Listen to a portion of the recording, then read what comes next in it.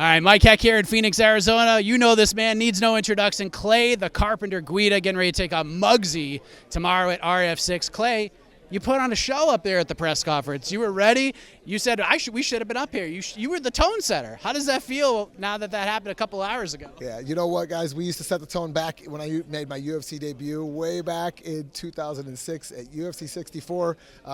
We were the second fight of the night, but you know what? I've also been kicked off many UFC cards, and I figured, hey, who better than Mugzy and I to kick off RAF 06 and just really kick this thing off with a bang. So we're going to get the crowd rocking and rolling, man. We're going to put on a show and set the tone early for all the fans out there.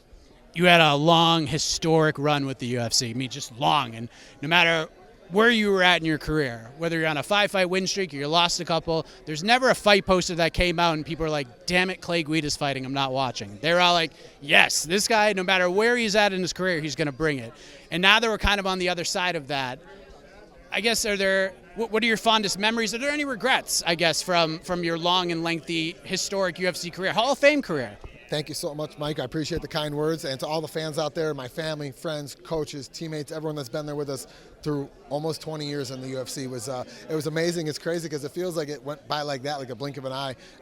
So many positives, you know. Yeah, I arguably have the worst record in UFC history, but I don't think people look at it like that. It's like when they knew what we were fighting, they were tuning in no matter what, because I think we really give you know, the blue-collar people out there hope that anyone can go out there and you know, just leave it all out there in the workplace, you know, on the wrestling mats, wherever you're at. Just go out there and work your butt off, and you'll find some success. So yeah, a lot of high points, man. Being inducted in the Hall of Fame obviously is one of them, but you know, my UFC debut win was always huge. You know, fighting in Strikeforce, winning that belt and having Chuck Norris put a belt around my waist. I mean, we've had a lot of cool moments, man. It's hard to sum them up in just one interview. Luckily, there's different avenues, right? RF6 and all these different places for you to compete. Was it a heartbreaker to find out that like you just had your last UFC fight? Was it a little weird to sort of mentally compartmentalize? That's the word I'm looking for. That, man, I just did this one for the last time in that octagon.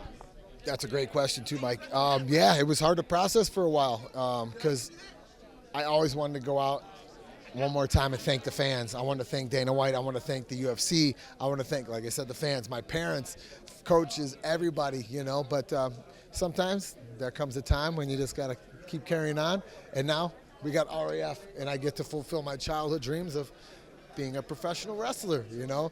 No, I'm not jumping off the top ropes, you know, like Hulk Hogan or Jimmy Superfly Snuka or Macho Man Randy Savage, but we get to do the next best thing and go put on a show for the young kids out there. Wrestling is one of the fastest growing sports in the world right now, and it's crazy because we almost lost the sport of wrestling in 2013, almost got taken out of the Olympics, and you know what, wrestling's here to stay. Thank you to RAF, and thank you to Fox Nation and everyone that supports it. It's absolutely amazing. And as far as your MMA career goes from here, are we keeping that door open, or are you kind of just enjoying the wrestling side of things right now? And, you know, look at what Benson Henderson's been doing. He's just been running the gauntlet of combat sports, going from one discipline to another and having a lot of fun. Are you kind of viewing it the same, or do you feel like you still got some MMA fights left in you? You know what? When you're an athlete, you're an athlete. When you're a competitor, you're a competitor. Kudos to Ben Henderson, a friend of mine, a former opponent of mine. We fought for the #1 contender spot, and he went on and he beat Frankie Edgar and won the belt and held it for a while, man. And I'm pumped to see him back on the mats. And the door's always open.